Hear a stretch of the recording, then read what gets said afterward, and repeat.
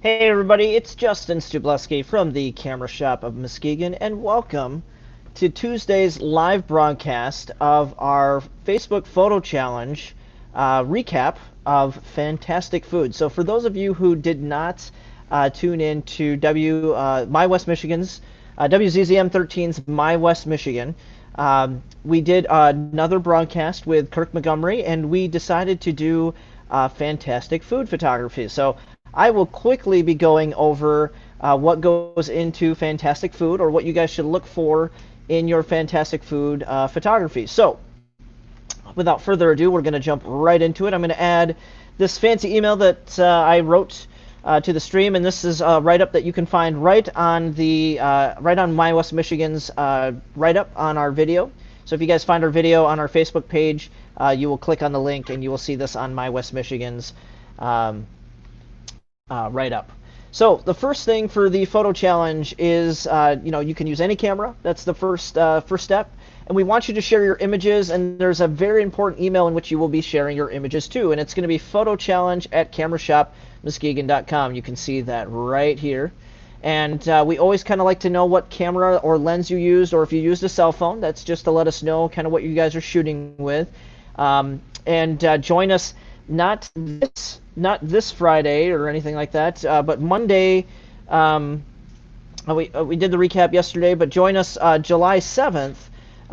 So after the holiday Monday, join us live for a recap of all the wonderful food photos, which I've gotten a lot so far. So if you guys plan on sharing your images, there will be there's already some that have already kind of are in the mix. So the first thing I like to do is inspiration. I always talk about this in every single Facebook Live, is inspiration.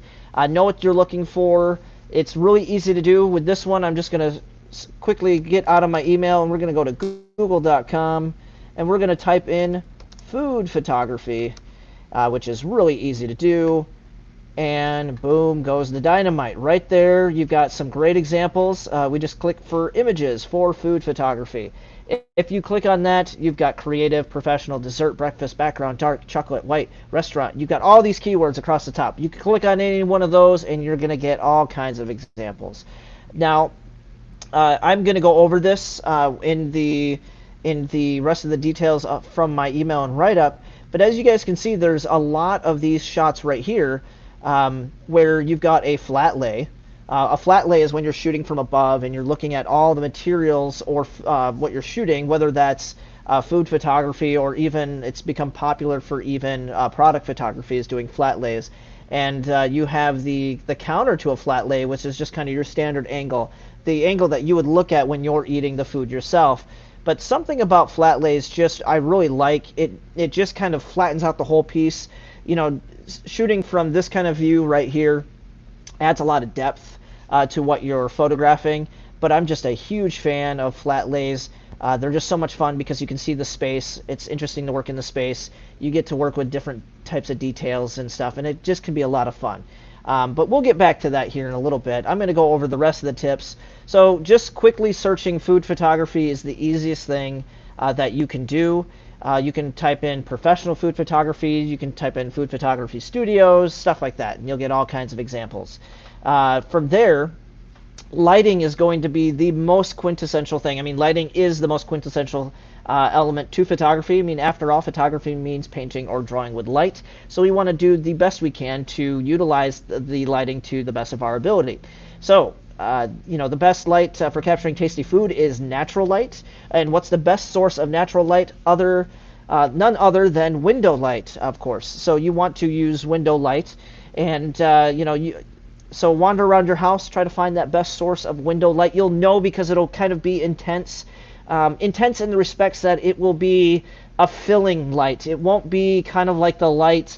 I've got windows that face east and west, and in the morning, the light is really nice, but it's really too powerful. They say like north facing windows are really nice, but in the evening when the sun is setting to the west and I get a lot of the atmospheric bounce, that's when the window light from my front windows is actually kind of subtle enough that it's not too overpowering, that I could probably do some tabletop type photography. But what you want to look for is this window light that's just going to kind of fill and light up the room.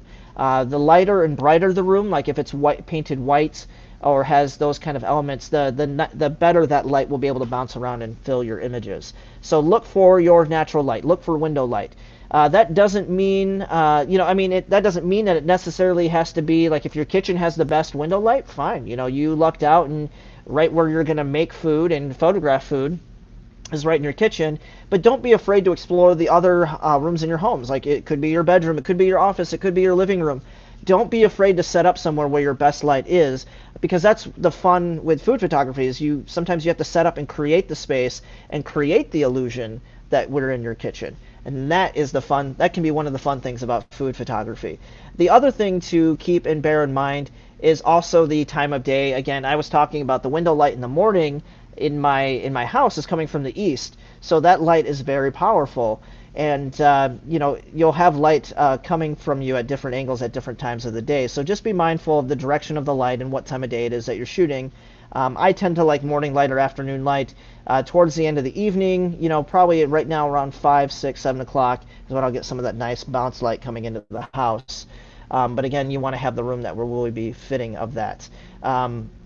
The alternatives to using window light can be LED light. So right now, you guys can see the catch light in my glasses. You can see this nice little rectangle here.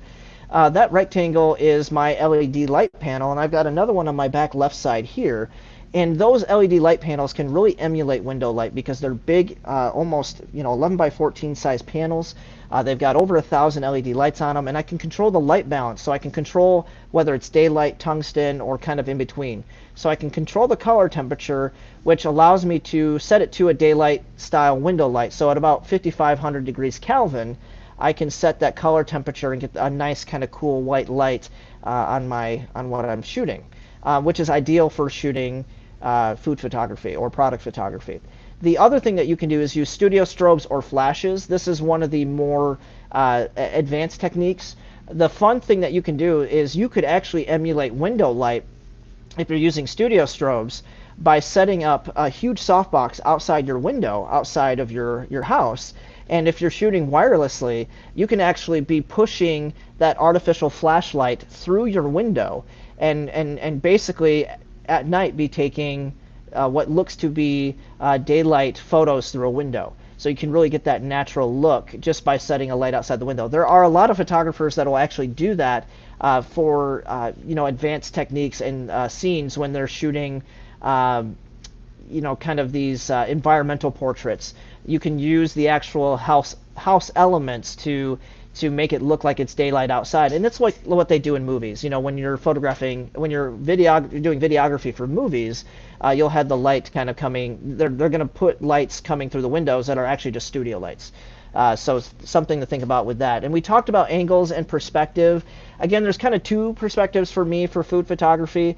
There was the one that I just kind of showed you beforehand, was that flat lay, when you're looking from everything from above down on your photograph. So that would require you to have a tripod that sits over what you're shooting to get the shot, and you don't want your light overhead because you don't want the shadows of your tripod in the way of your food, because that is not what you want at all.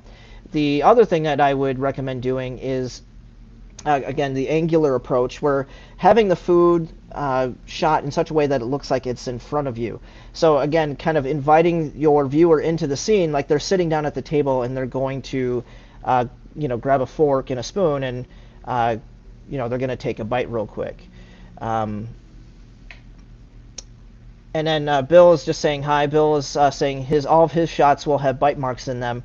Well, Bill, I would encourage you to maybe shoot first, then eat later, kind of thing, and you'll have a lot of fun doing that. Besides that, outside of perspective, details. You want to be cognizant of the details. So when shooting food, there's a foreground and a background, and then there's the surrounding space around the food. Make sure to fill the scene with all those layers, but make sure that those layers complement your food. They help tell the story about what you're photographing. If they don't, you don't want to include them.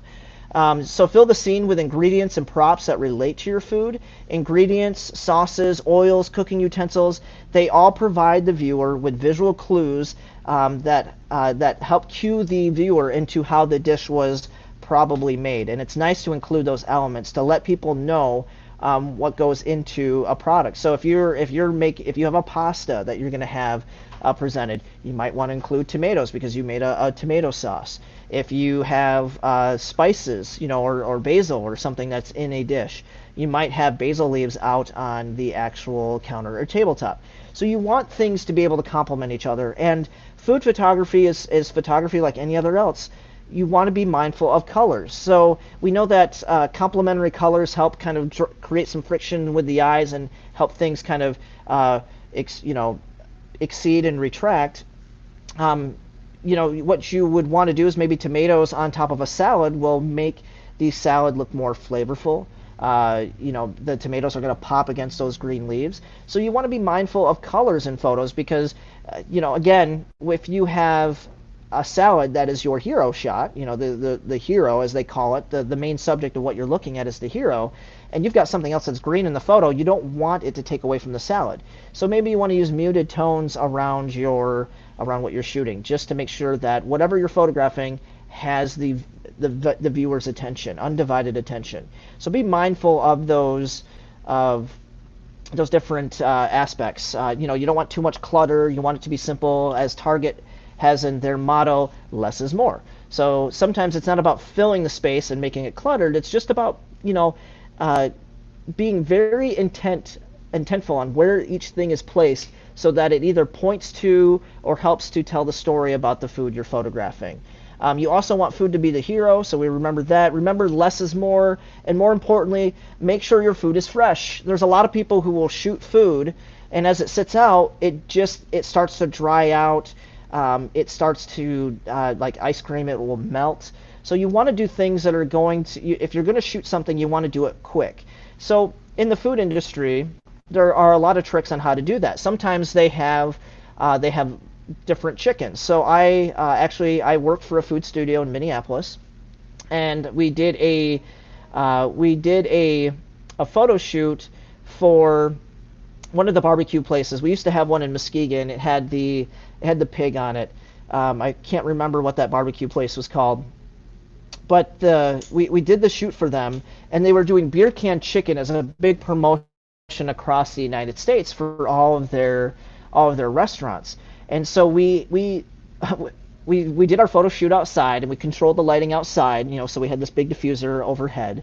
And one of the interesting things that they had was we had over 20 chickens that were made by our food stylist to make sure, like, they would basically go through all 20 of the chickens, how they were prepared. They were all prepared the same way, but they would pick the one that was going to be the hero. So out of all 20, there's going to be one chicken that is going to be in that shot. So in the meantime, they have a stand-in chicken. And the stand-in chicken can look as old and as bad as you want it to, because you're just trying to get the lighting just right. And when you get the lighting just right, you're going to swap out the old with the new and with the hero and the best looking one, and you're going to snap, snap, snap, snap, snap, and basically you're done. So that's kind of the other hint and tip that I would recommend that you do, is make sure to shoot your food fresh and right away, because as time goes on, it will become less appealing visually, because that's just what happens with food. Now, the other thing is that if you're going to a restaurant to photograph, please be mindful of the restaurant. Restaurant's business, the way that the restaurant business works, is that their money, their margins are very small. Their money actually comes from more turn. And there was a study that I saw a year or two ago, an article that talked about how restaurants were actually losing money, and they brought in this analytics firm to kind of come in and do a test to see what was happening in their restaurant that was causing them to lose money. And it wasn't that they were being wasteful, that they were throwing away more food, that they were paying their employees too much money, or any of these other things. It actually boiled down to their customers. Their customers were coming in, and what's something that has changed largely in the last 5 years with the restaurant business is the people. We've got cell phones, and everyone wants to pull out their cell phone and take pictures of their food and how awesome it looks, and share it on their Instagram, and share it on their Facebook stories, and share it on Snapchat. Well, they were finding that patrons were coming in, they were spending 5, 10, 15 minutes shooting and photographing their food, and by the time they got to it, it was cold. And when and then they would complain to, to the restaurant, and they would say, hey, my food is cold, can you go reheat it, or can you make another one? And it wasn't, again, this wasn't on the restaurants, this wasn't the restaurant's fault. It's actually the patrons were being more of the issue than the actual restaurant themselves. So what I'm saying in this is be cognizant and be respectful of the restaurant. If you go and you want to shoot at one of these locations, order your food, be very kind and respectful to the staff, and you kind of have it in your mind how you want it set up. Shoot it as quick as you can, and then get to eating right away.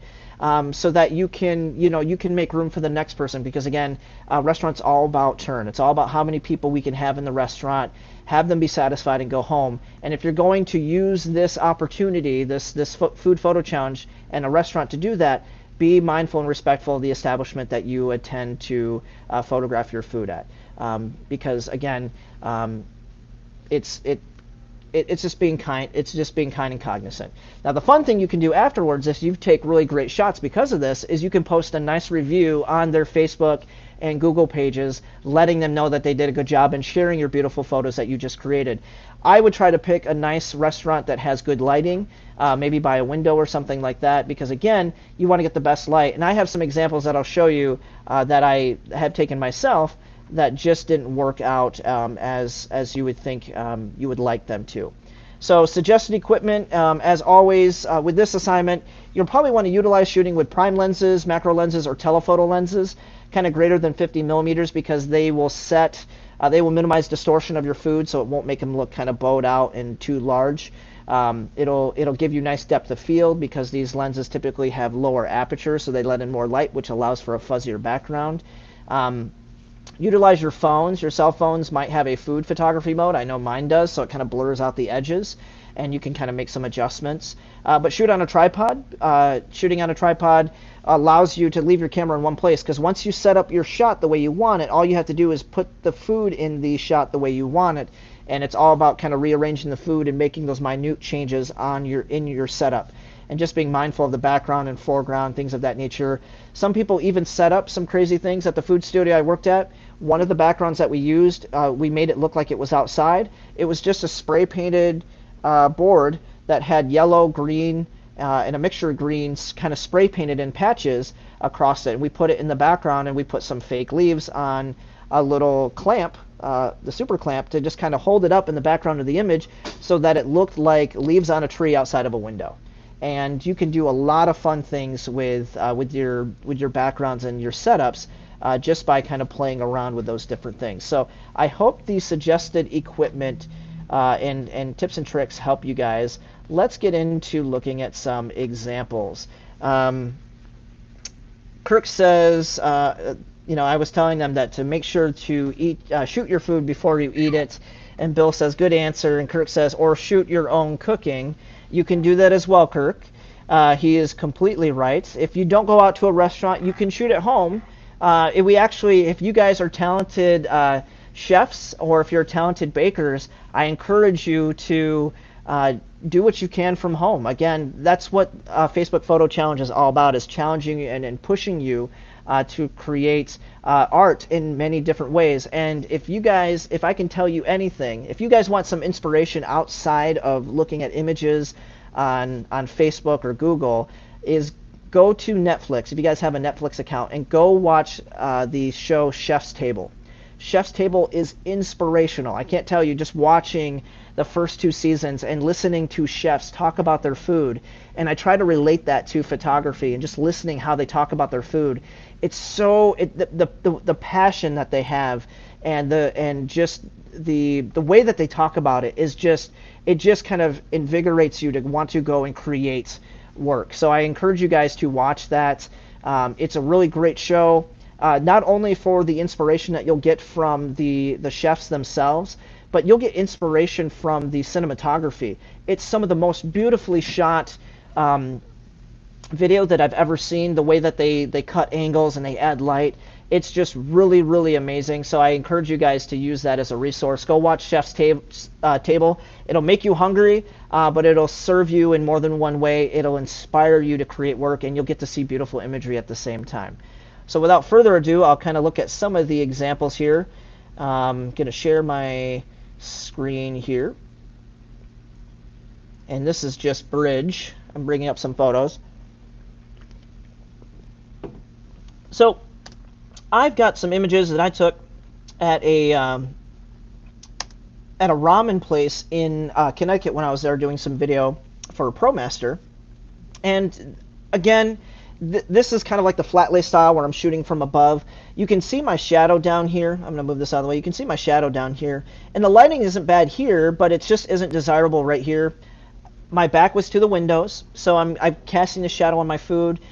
It's kind of a nice shot. You know, if I'm doing like a little quick review for a Facebook review or Google review, it's a decent enough image to kind of use for that. But it's not anything beyond that. And I kind of try to mess around with the composition. You know, I moved from being centered to kind of being off-centered a little bit. I got their special little T here. And I'm trying to include the name of the restaurant, the Noodle Bar, so kind of including these nice little cues and hints. But again, it's just shadow, and it's not that great. It's still nice, but it's not a great shot. This is just trying to show that, hey, it's a Noodle Bar, here's my drink, but again, I've got this shadow, and that's distracting. So this is something that, this is a family recipe that we have. This is my grandmother's black bottom pie. This is a recipe that we've passed down from generation to generation. And homemade whipped cream, chocolate shaved on top. It's just really, really good. And I've got a flat lay style of this. We've got a cutting board. We had this nice little towel, and you can see that's kind of on the sink. You wouldn't know that unless I told you. Maybe you would, maybe you wouldn't. But the window is right over the sink, and I've let this light kind of cast down, and I'm doing a flat lay of the pie. Now, it's not that interesting because there's not any other elements in the photo to kind of hint or cue what ingredients are going into the pie. I still kind of like the shot. You know, I like the blues kind of cue into the window light. It would have been nice maybe to have like the grater with maybe a cube of chocolate here, maybe some flour or some other ingredients that would have gone into the pie crust. But it's nice, but it's not complete, if that makes sense to you guys. And just waiting for my computer to catch up. Apparently, I've got a movie of me cutting it, and I thought it was a photo. But here's another shot. I tried to kind of do this shot at the angle of kind of eating it, and this is kind of just a piece of the pie, and I've got the window light coming in from the back right. But my background is cluttered. See, I've got these Tupperware containers back here. My plate isn't the best plate. You know, I could have found a better plate. And this is what goes into staging, guys. They call it staging for a lot of these things. The studio that I worked at in Minneapolis, Stafford Photography, they had an entire room devoted to plates, glasses, silverware, you name it. Whatever you wanted, you could go in there and get it. Fake ice cubes. They had an assortment of fake ice cubes to put into drinks. I kid you not. This thing was the size of like the bedroom that I'm living in right now. I wish I could tell you how many square feet it is, but it essentially is the size of a good sized bedroom. You know, like 9 feet by 9 feet by 9 feet, so 9 feet cubed.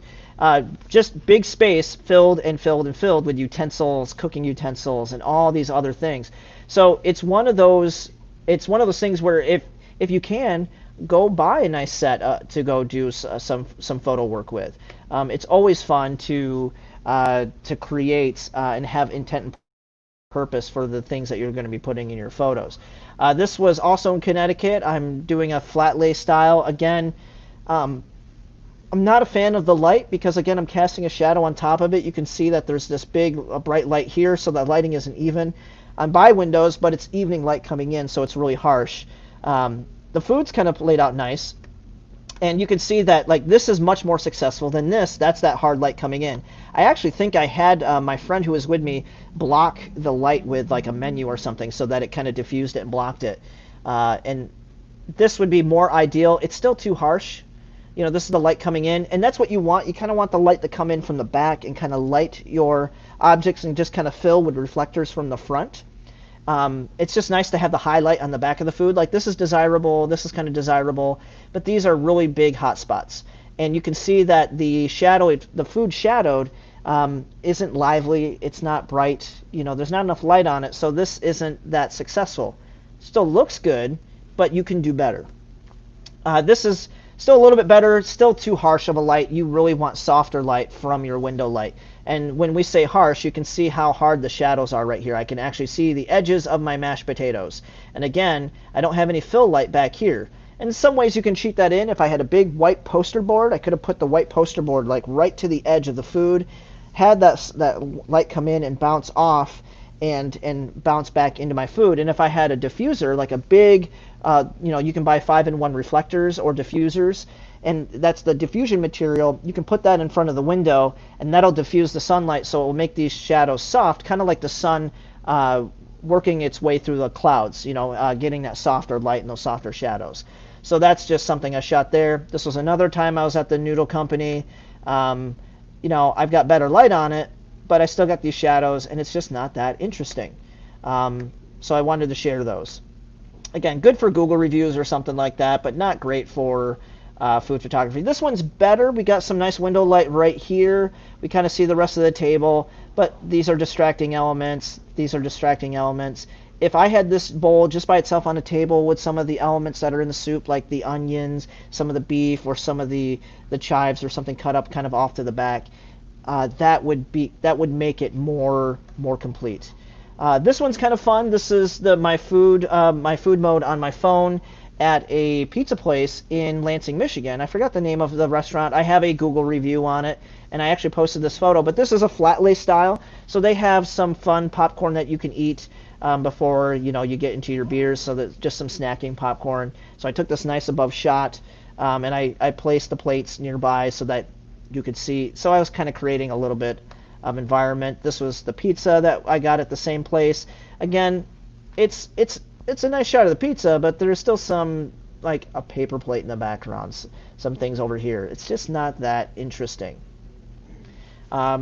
Just a place from a breakfast shop, and again, not great lighting, no window light, just above light, and it looks pretty decent. But if I had a background to work with or other elements to work with, it would have been so much more interesting.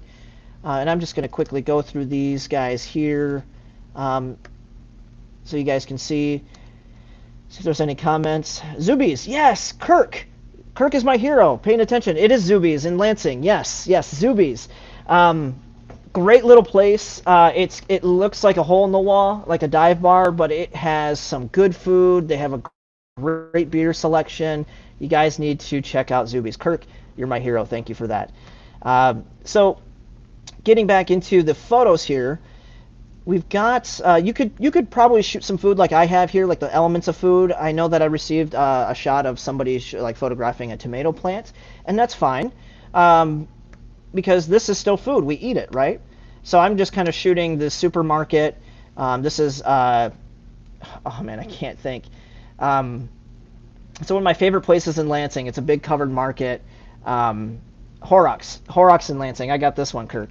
Horrocks is really cool. It's a big covered farmers market. It's grown and grown and grown over the years of my life. It started out as just like my mom's time. It was just a shack on the corner of the road on Saginaw in Lansing off the highway, and it's turned into this big, huge place, and it's so cool. If you guys ever get a chance to go to Horrocks in Lansing, check it out. They've got wine tasting and beer tasting. It's you can get a coffee. They've got a whole 20-yard area where they're making popcorn that you can just get different samples, and you get coffee samples, and you walk around with a full cup of coffee for free and just drink and have a good time. It's a great place. So these are just some shots from Horrocks. I'm doing some above shots, some angled shots, just trying to tell the story of the limes, the produce, so you guys can kind of see the space. It goes very, very deep.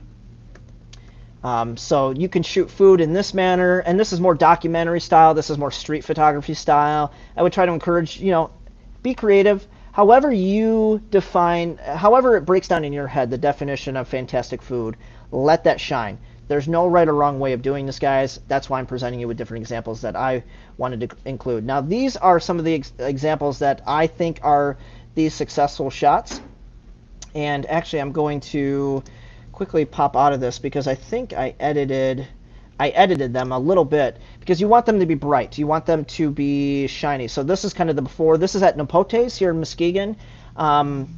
If you guys get a chance and they're still open, go to Nipote's. Great Italian restaurant, really cute place. I think I went in the evening, and the light coming into that place is just amazing. I shot this, I think like at around 6 o'clock. But the way that they dress their plates, everything that you're seeing came right out of the kitchen this way. And again, I photographed it right away. I kind of set up the table real quick to kind of get all these elements in place, just so that everything kind of works in its own. So this is before the edit. This is after the edit. So you're kind of seeing how I'm adjusting the crop and how I'm adjusting the brightness. I'm really trying to bring out this kind of bright airiness about it, trying to make that food feel rich and just fresh. And I think, you know, between this and this image is much more successful than the prior image. I also shot an angled shot of it. Flat lays, again, are fun. I love flat lays because you can see a lot of the elements. It flattens out the space and it becomes more about the shapes and things like that. But always try to shoot at an angle. I'm trying to show the depth of the plate now. Instead of showing everything from the top, I show all the elements, but now I'm showing the depth of the plate. And that's something fun to do because, again, you're trying to put your viewer, right in front of it like you're eating it. And that's what we're doing here. This is a salad. So here's the before shot. Here's the edit. Before, after, before, after. So I'm recomposing the shot. I'm brightening it up, trying to make it fresh so that you want to eat it. You know, crisp salad, right? You want crisp light. So a crisp salad, crisp light, that's what you're going to get here. That is just a photobomb. Let's getting too happy with the shutter on the camera. And this is just the angle of the salad. So instead of shooting it from above, which I think this is more successful than the angled shot. Now, what could I have done different with the angled shot? Maybe introduce the, zoomed out just a little bit so the bowl is more central. Maybe have the fork and the knife in the shot. Maybe a napkin on the right side or a glass of water. That's what I could have done differently with this shot, but it's still kind of illustrating what is in the salad, a lot of the elements. Again, this is all from the kitchen this way, guys. So they really work hard on presentation.